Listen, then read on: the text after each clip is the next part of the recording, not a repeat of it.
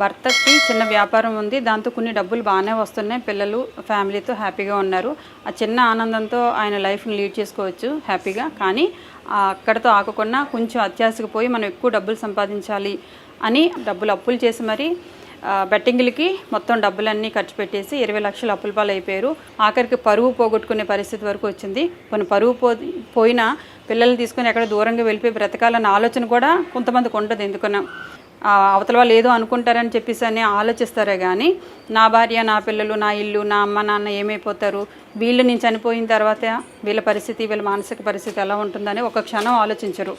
బ్రతకాలి అనుకుంటే పోతే పోనివ్వండి, డబ్బులే కదా, ఇంకెక్కడో దగ్గరికి వెళ్ళి ప్రాణం కంటే కూడా డబ్బులు ఎక్కువ కాదు. ఆ డబ్బులు వాళ్ళు ఎంత బాధపడతారు కదా. వాళ్ళకు ఒక రూపాయి తోడవుతుందని వాళ్ళు అప్పిచ్చుంటారు. అసలు వాళ్ళని బాధపెట్టి కుటుంబాన్ని రోడ్డు మీదకి ఇచ్చేసి మీరు మాత్రం హ్యాపీగా ఏది దొరుకుతుంది తాగేయటమో, ఉరేసుకోవడమో, పురుగుల మందు తాగేయటమో, మీరు మాత్రం సుఖంగా చచ్చిపోతారు.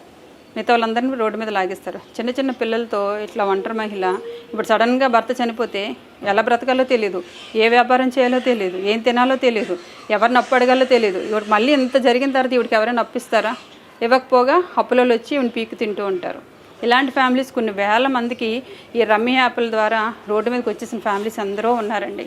సో దయచేసి అప్పులు చేయండి, కానీ కుటుంబం కోసం చేయండి, వ్యాపారాలు అభివృద్ధి కోసం చేయండి, బెట్టింగ్ల కోసం మాత్రం చేయకండి.